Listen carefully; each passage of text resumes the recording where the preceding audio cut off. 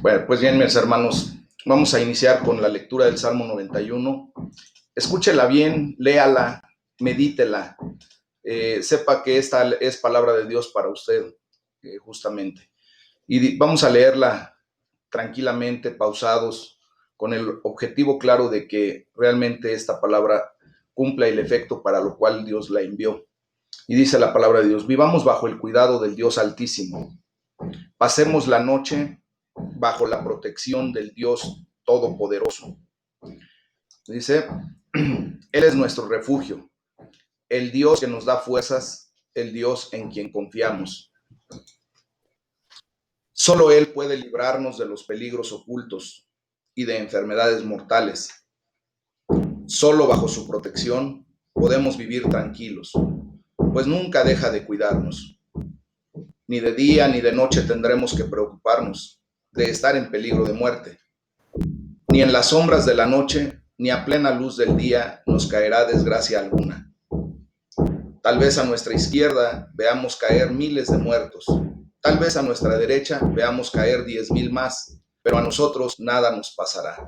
Con nuestros propios ojos veremos cómo los malvados reciben su merecido. El Dios Altísimo es nuestro refugio y protección. Por eso ningún desastre vendrá sobre nuestros hogares. Dios mismo les dirá a sus ángeles que nos cuiden por todas partes. Los ángeles nos llevarán en brazos para que no tropecemos con nada. Andaremos entre leones y serpientes y los aplastaremos. Dios dice, mi pueblo me ama y me conoce, por eso yo lo pondré a salvo. Le responderé y estaré con él en su angustia. Lo libraré y lo llenaré de honores. Le daré muchos años de vida y lo haré gozar de mi salvación. Gloria a Dios. Hermanos, es una bendición el poder presentarnos delante de Dios, ¿verdad? Con esa lectura bíblica, porque reconocemos que verdaderamente Dios es nuestro amparo, nuestra fortaleza. Él es nuestro alto refugio. Es el castillo de nuestra esperanza. Cuando nosotros entramos en oración, con acción de gracias, con acción de reconocimiento de quién verdaderamente es Dios, nos vamos a dar cuenta de que su gloria se manifiesta de una manera poderosa. Y hoy es el día en que nosotros tenemos que entregar nuestras vidas en oración. El día de hoy, hermanos, nosotros vamos a atender a este tema que se llama Tus oraciones tienen impacto. Y yo en el nombre de Jesús declaro que efectivamente tus oraciones tienen un gran impacto delante de la presencia de Dios. Y hoy nosotros podemos comprender que la oración verdaderamente es la raíz y la fuente de todo lo que hacemos en Aljaba de Dios. Y ahora ya lo puedo trasladar a sus vidas. Verdaderamente la oración es la raíz y la fuente de todo lo que haces tú. Porque cuando tú te asientas en ese cimiento de la oración, tu vida prospera, tu vida genera una condición completamente diferente. Da mucho ánimo saber que cada hora, cada día, cada noche, cada segundo, hay alguien orando en toda nuestra comunidad por motivos muy particulares y específicos. Eso debe llenarnos de alguna manera de mucho ánimo, hermanos, porque hay gente que sigue orando en medio de estas circunstancias que estamos pasando, y la oración del justo puede mucho. La oración es poderosísima en el Señor. Y para esto, pues vamos a el libro de Proverbios, hermanos, y nos vamos a sentar ahí en el capítulo 15, y vamos a ir estudiando desde el versículo 1 hasta el 10. Por ahí vamos a estar tocando algunos versículos. Fíjense bien, aquí nosotros tenemos que empezar a reconocer que la oración que tenemos que levantar es para bendición. O sea, que tú y yo tenemos que orar y bendecir. El autor de este libro de Proverbios pone en contraste a los necios con aquellos que oran. Y fíjense lo que dice el versículo 6, el versículo 8 y el versículo 9, para que podamos tomar en consideración esto. Dice, en la casa del justo hay gran provisión. Y recuerden que el justo somos tú y yo. Dice, pero perturbación en las ganancias del impío. El versículo 8 dice, el sacrificio de los impíos es abominación a Jehová, mas la oración de los rectos es su gozo. Abominación es a Jehová el camino del impío, mas él ama al que sigue justicia. Entonces, si vivimos así, hermanos, atraeremos grandes bendiciones para los demás. Voy a volver a tomar estos mismos versículos, pero específicamente en el punto que yo quiero, precisamente en el versículo 6, pero solamente en la parte A, y es lo que vamos a resaltar el día de hoy. En la casa del justo hay gran provisión. Y dice en la parte B del versículo 8, mas la oración de los rectos es su gozo.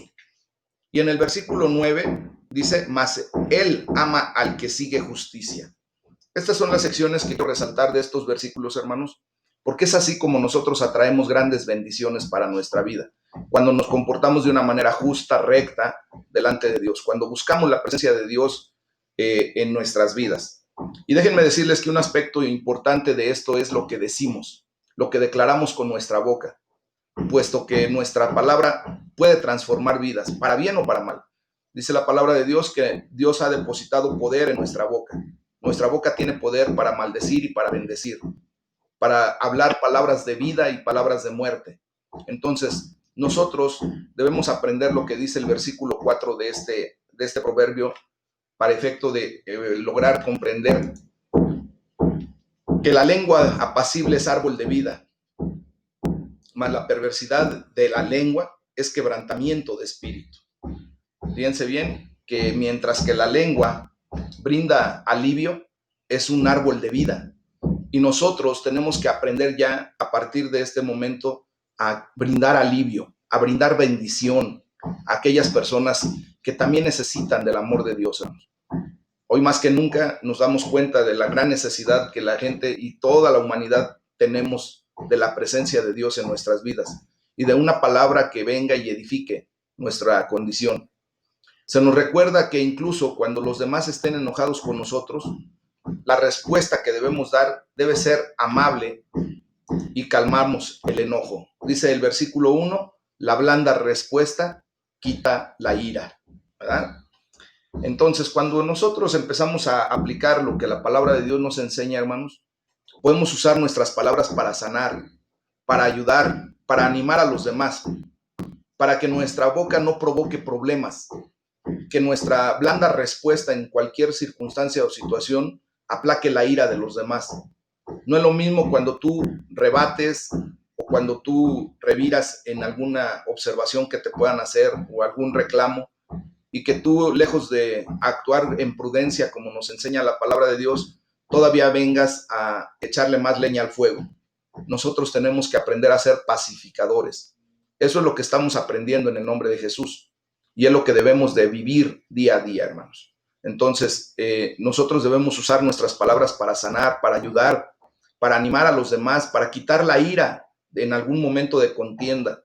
Y en vez de contestar de una manera agresiva o una manera ríspida, podamos contestar de una manera afable, de una manera en donde el amor de Dios se muestre a través de nuestra respuesta. Tenemos que aprender también, hermanos, a pedirle a Dios que nos ayude hasta nuestro lenguaje corporal.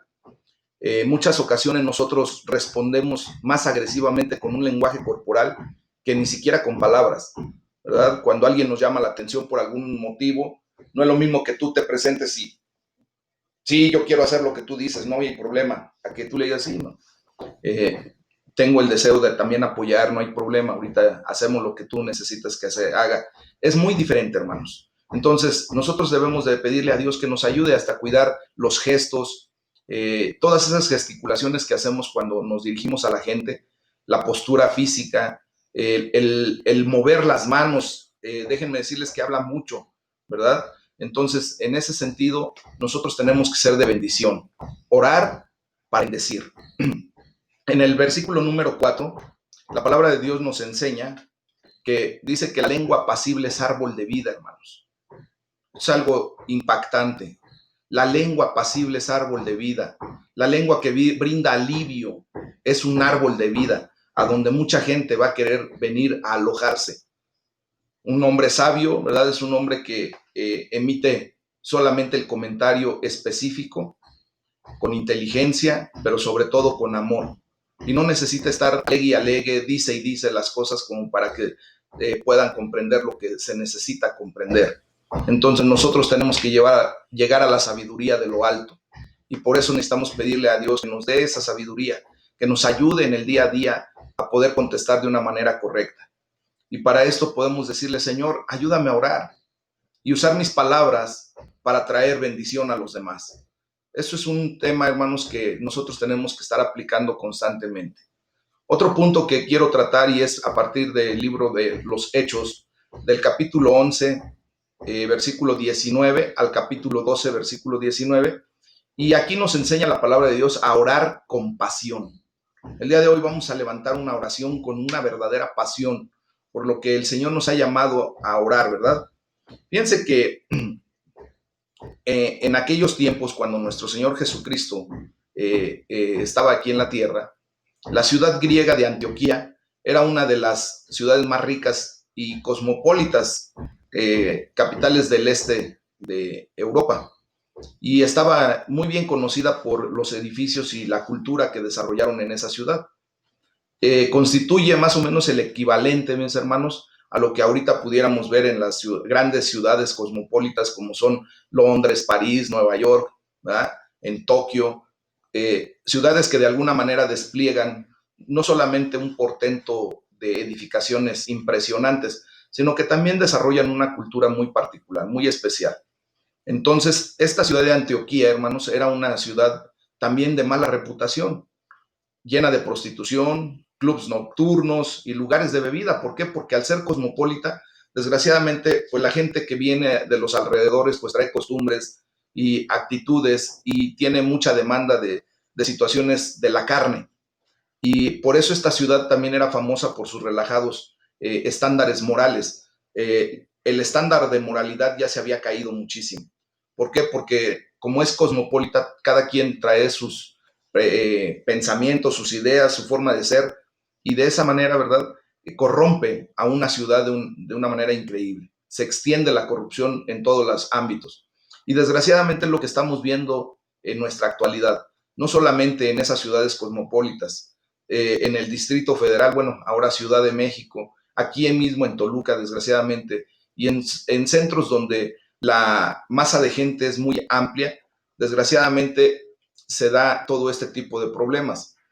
Esta ciudad de Antioquía fue transformada y llegó a ser una ciudad cristiana distinguida y fue el trampolín para la misión cristiana de todo el mundo gentil. ¿Qué es lo que quiero decir con esto, hermanos? Que nosotros tenemos que llegar al punto de ver que nuestra ciudad sea transformada por el poder de Dios. Cuando la mano del Señor está con nosotros, ¿verdad? Vamos a ver lo que dice el versículo 21 del capítulo 11 de Mateo. Dice la palabra de Dios. Y la mano del Señor estaba con ellos, y gran número creyó y se convirtió al Señor. Déjenme decirles, hermanos, que cuando nosotros oramos con pasión, oramos de una manera en donde realmente nos pongamos en la brecha por toda aquella gente que necesita de Dios, Dios está con nosotros y Dios va a provocar en el nombre de Jesús, ¿verdad? Un gran número de creyentes que se conviertan al Señor. Dios utilizó a Bernabé, cuyo nombre significa en griego el hijo de la nación o el hijo del aliento. Y no por nada, ¿verdad? Sabemos que Dios tiene una particular forma de expresarse a través de los nombres, y no por nada utiliza precisamente a Bernabé, porque es el hijo de la consolación, ese quiero decir su nombre. Y quiero decirles que lo utiliza para efecto de alentar, para consolar a toda la ciudad a donde él empezó a desarrollar su ministerio. Aquí debe de salir de nuestro grupo muchos Bernabés, hermanos. Nosotros a través de la oración debemos llevar consolación, debemos llevar aliento a las familias, a nuestra comunidad, a nuestra ciudad misma. Quiero decirles que el hecho de alentar no es adulterar o ensalzar de una manera vacía, sino que es y debe ser como un brillo de sol verbal. Y no cuesta nada llevar la palabra de Dios, hermanos. Encender el corazón de la gente, inspirándola con esperanza y confianza en depositar su fe en Cristo Jesús, nuestro Salvador. Necesitamos que aquellos que nos rodean también sean como Bernabé, o sea, que nosotros provoquemos en la vida de otras personas una influencia tal que no solamente nosotros nos desarrollemos como los hijos de la compasión o los que traemos aliento, sino que enseñemos a los demás a vivir esa experiencia también y que vengan también a apoyar en el reino de los cielos para que todos podamos ser como Bernabé para los demás. Bernabé, dice la palabra de Dios, fíjense lo que dice en el versículo 23 y 24, hermanos. Dice, o sea, está refiriendo la palabra de Dios a Bernabé. Cuando llegó y vio la gracia de Dios, se regocijó y exhortó a todos a que con propósito de corazón permanecen fieles al Señor, porque era varón bueno y lleno del Espíritu Santo y de fe, y una gran multitud fue agregada al Señor.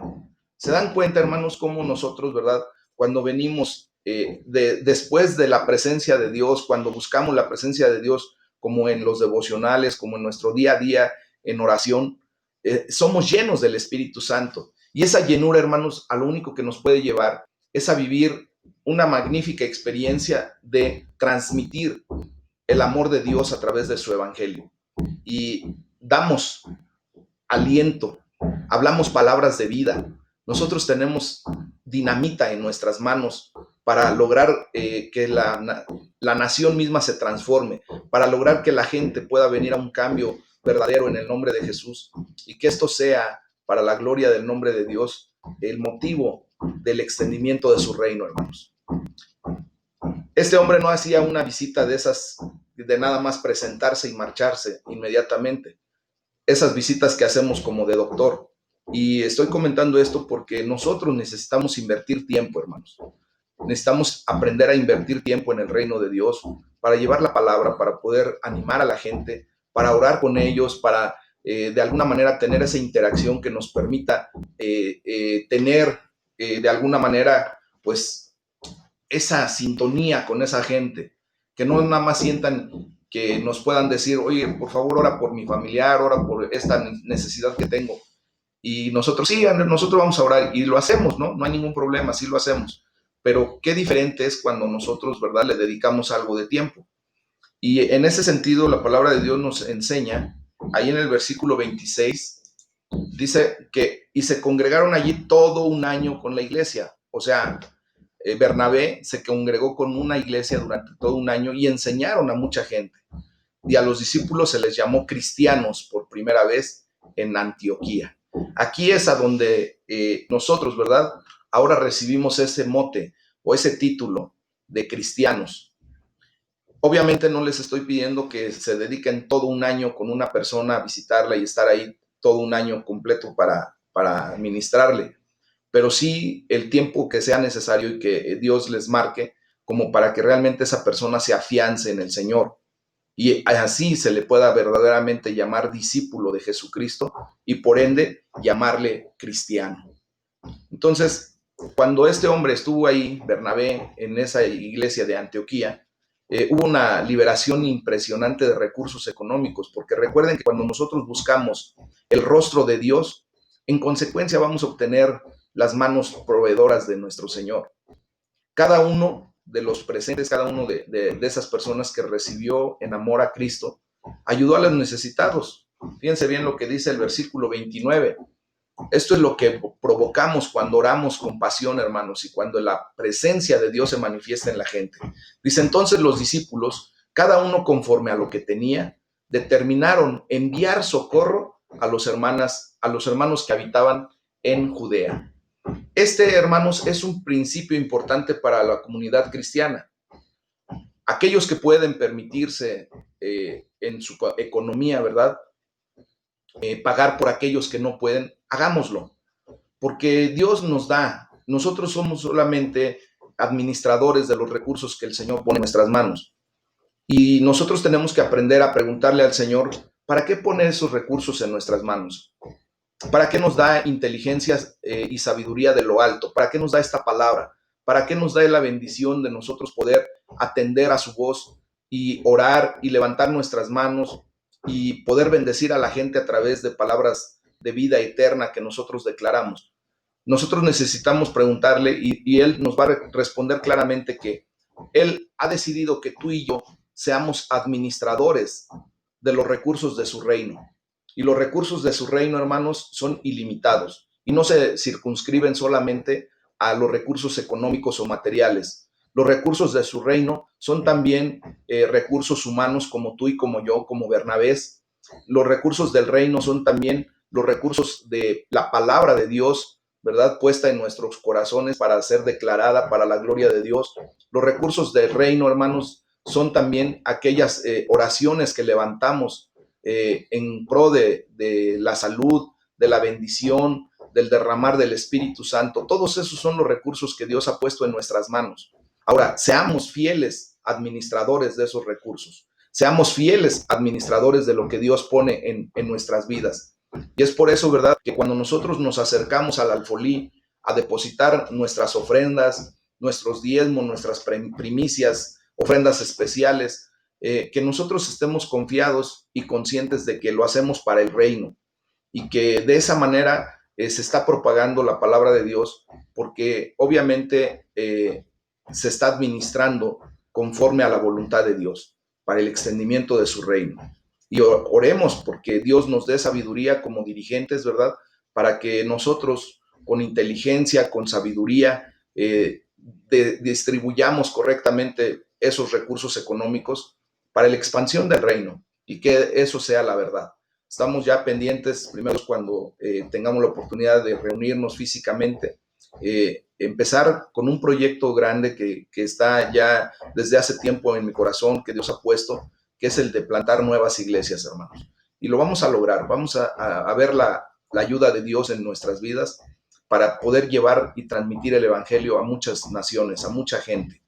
Entonces, retomando el punto, es que aquel tiempo de la iglesia de Antioquía fue un periodo de gran bendición.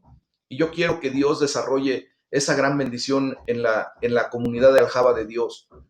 Y que haya un crecimiento enorme en la iglesia, no por números, sino porque, o no por un deseo humano, sino porque todo eso está en el corazón de Dios. Eso es bíblico, hermanos. Eso es doctrina de los apóstoles, lo que estamos viviendo ahorita. Entonces, nosotros podemos ser una iglesia de impacto a nuestra comunidad.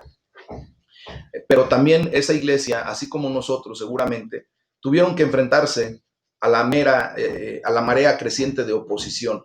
Desgraciadamente, cuando hay una acción, también hay una reacción de parte del enemigo. Y cuando nosotros nos levantamos en autoridad por nuestras vidas, por la vida de nuestros seres queridos, cuando nos levantamos y nos ponemos en la brecha en oración, pues el enemigo también reacciona. Y aquí, en este sentido, solamente quiero hacer el comentario de lo que sucedió cuando el rey judío, Herodes Agripa, ¿verdad?, tuvo una crueldad al empezar a decidir perseguir a los cristianos. Era un político sin escrúpulos que quería ganar popularidad ante el pueblo y hacía que ejecutaran, hizo que ejecutaran a Santiago y a Pedro. Mire, vamos a ver lo que dice el versículo 1 al 3 de Hechos 12.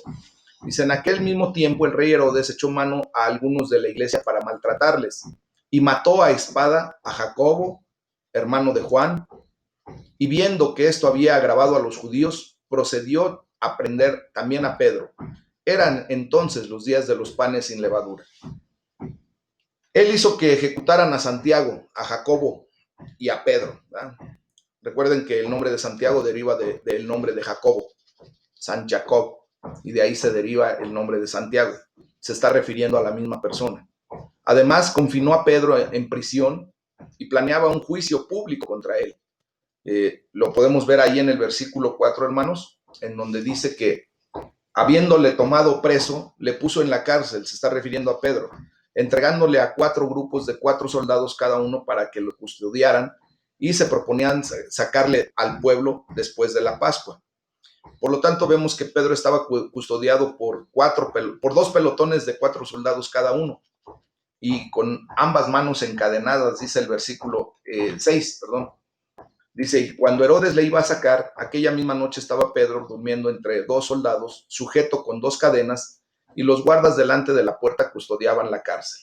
¿Por qué estoy comentando esto, hermanos? Porque honestamente nosotros tenemos que comprender que no hay almohada más suave que una conciencia limpia. Pedro estaba durmiendo como bebé, estaba tranquilo. ¿Por qué? Porque él estaba en la presencia de Dios. Y cuando estamos en la presencia de Dios, nosotros podemos descansar. Pero ¿para qué viene este comentario? porque Dios hace milagros, maravillas, prodigios a través de nuestras vidas y en nuestras vidas por las oraciones que nosotros levantamos. Cuando nosotros oramos, nuestras oraciones tienen un impacto. Y Pedro fue liberado de una manera increíble. La iglesia se enfrentaba a la que parecía ser una situación completamente imposible de sobrellevar. La existencia misma de la iglesia primitiva parecía estar en juego, parecía que iba a caer. ¿Y qué es lo que hicieron, hermanos? ¿Qué hacemos en situaciones que parecen imposibles? Si solamente nos ponemos en la condición del ser humano, pues vamos a hacer lo que para nosotros es lo correcto, ¿verdad? Pero vamos a ver la respuesta que se nos da en el versículo 5, porque nosotros tenemos que hacer lo que la palabra de Dios nos dice que hagamos, nos enseña que hagamos. Dice, así que Pedro estaba custodiado en la cárcel, pero la iglesia hacía sin cesar oración a Dios por él. ¿Y quiénes dice? La iglesia, hermanos. Esto nos enseña a orar juntos. La iglesia se unió en oración. Tú y yo tenemos que orar, unirnos en oración por cualquier situación, por crítica que estemos pasando. Dice el versículo 12, y habiendo considerado esto, llegó a casa de María, la madre de Juan, el que tenía por sobrenombre Marcos, donde muchos estaban reunidos orando. Muchas personas se reunían a orar.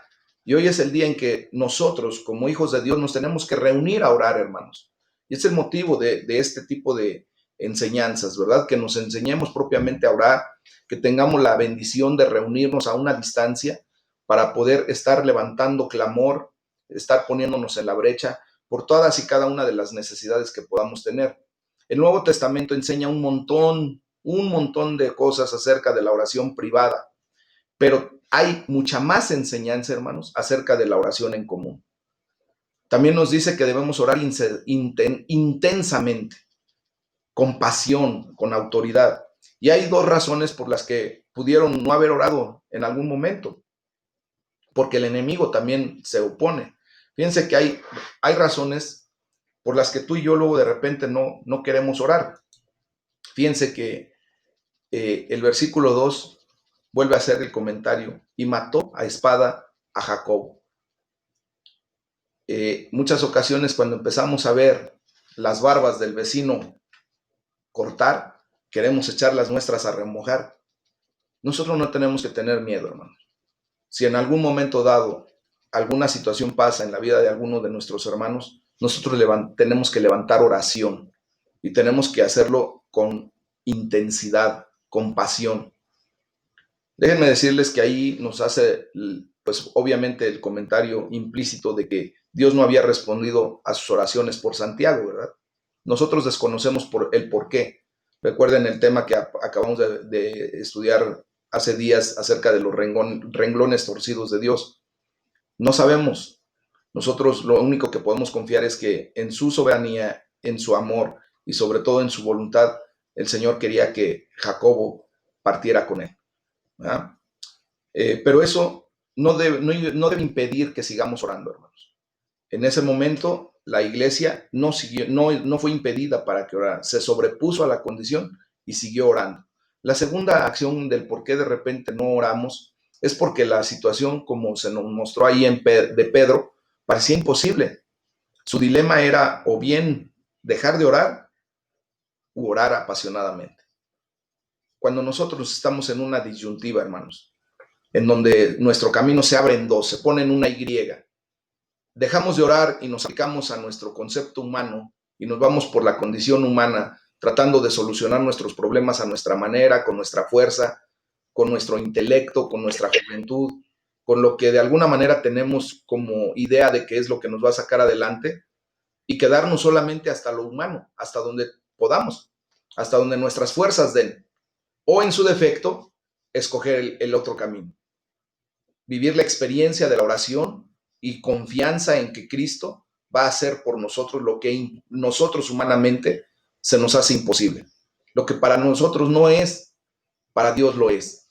Amén. Entonces, nosotros debemos orar apasionadamente. Eso es lo que nosotros tenemos que estar escogiendo constantemente y permitir que Dios sea Dios y que Dios obre en consecuencia acerca de nuestras necesidades.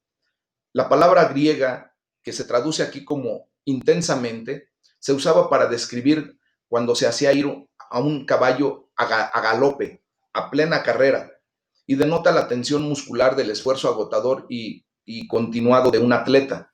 Entonces, así es como debemos orar tú y yo, a galope, ¿verdad? Cuando hasta nuestra tensión muscular tiene que ser tal que sea una pasión, una intensidad tan grande que de verdaderamente provoquemos que Dios sea el que obre en consecuencia. El tiempo verbal que se utiliza aquí es un tiempo imperfecto, que sugiere una oración no solo una vez, sino durante una cantidad de tiempo considerable. Perseverar. Esa es la palabra que debemos aplicar en este concepto. Y por último, es orar a Dios, hermanos. Cuando oras, no estás hablando contigo mismo o pronunciando oraciones elocuentes para impresionar a aquellos que te escuchan. No, eso es lo de menos. Eso se llama ser rama de apariencia. Que tu oración verdaderamente sea para Dios, que no sea para ti mismo, que no sea para los que te están escuchando, que no sea para impresionar al público, sino que más bien sea una oración que venga a mover el corazón de Dios en humildad, reconociendo que esa oración es precisamente para el Rey de Reyes. Estamos levantando esa plegaria para el Señor de Señores. Entonces, la oración a Dios significa tener un coloquio, un diálogo con Dios. Y debemos aprender a escuchar, no solamente hablar y hablar y hablar. También tenemos la necesidad en la oración, ¿verdad?, de tener una pausa, esperar que Dios conteste a nuestra oración, que Dios hable a nuestras vidas y de esa manera se establezca el diálogo. De hecho, significa venir a la presencia de Dios pidiendo y recibiendo. Porque todo lo que oramos conforme al corazón de Dios, conforme a la voluntad de Dios, ténganlo por cierto, hermanos, que lo vamos a recibir. Y que de hecho ya lo recibimos en el nombre de Jesús. Esto nos lleva a orar por los demás. Nos vimos ahí en el versículo 5 que oraron por Pedro. Y hay muchos tipos de oración.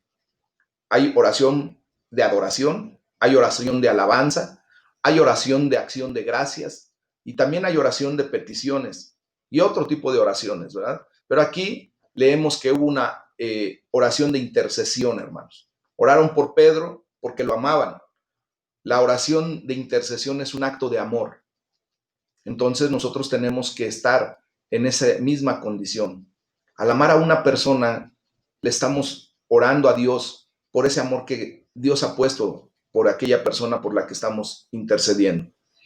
Aquel fue un encuentro de oración asombroso y los resultados fueron evidentes. Vamos a ver lo que dice la palabra de Dios desde el versículo 6 hasta el 15. Y dice la palabra de Dios, dice, y cuando Herodes le iba a sacar, aquella misma noche estaba Pedro durmiendo entre dos soldados, plácidamente durmiendo, ¿verdad? Sujeto con dos cadenas y los guardas delante de la puerta custodiaban la cárcel. Técnicamente él no se iba a poder salir. Y aquí que se presentó un ángel del Señor. Aquí viene lo grandioso de cuando tú y yo nos levantamos en oración y sobre todo en intercesión por alguien. Dios se presenta y empieza a ver algo sobrenatural. Dice, y una luz resplandeció en la cárcel, y tocando a Pedro en el costado le despertó diciendo, levántate pronto, y las cadenas se le cayeron de las manos. Gloria a Dios, ¿verdad? Aquí vemos milagro sobre milagro. Y es lo que nosotros debemos aprender a buscar de parte de Dios para la gente que amamos. Y le dijo el ángel, cíñete y átate las sandalias. También aquí hay instrucción, hermano. Nosotros tenemos que ayudar a la gente por la que oramos, dándoles instrucciones específicas de la palabra de Dios y que de esa manera, ¿verdad?, venga en completo, en conjunto, la bendición de Dios. Y lo hizo así. Acuérdense que en la obediencia está la bendición. Dice, ese punto de, y lo hizo así, quiere decir, obedeció. Entonces le dijo, envuélvete en tu manto y sígueme. Otra vez instrucciones. Y saliendo le seguía. Otra vez, obediencia. Dice, pero no sabía que era verdad lo que hacía el ángel, sino que pensaba que veía una visión. Habiendo pasado, ya está ahí. Ya me ando pasando. No, sí está bien. Dice, habiendo pasado la primera y la segunda guardia, llegaron a la puerta de hierro que daba a la ciudad, la cual se les abrió por sí misma, otro milagro. Y salidos pasaron una calle y luego el ángel se apartó de él. Entonces Pedro, volviendo en sí, dijo: ahora entiendo verdaderamente que el Señor ha enviado a su ángel y me ha librado de la mano de Herodes y de todo lo que el pueblo de los judíos esperaba. Nosotros tenemos que aprender, hermanos, a darle la gloria a quien se la merece, reconociendo quién verdaderamente es el que hace los milagros por nuestras vidas, quién es el que extiende su brazo de amor y de poder hacia nuestras vidas. Muchas personas ahorita están recibiendo la bendición de lo que Dios ha puesto en nuestros corazones en orar y en interceder por ellos. Muchos de ellos van a agradecer verdaderamente al Dios verdadero, pero muchos otros, tristemente, van a pensar que fue la acción del hombre la que los llevó nuevamente a la salud.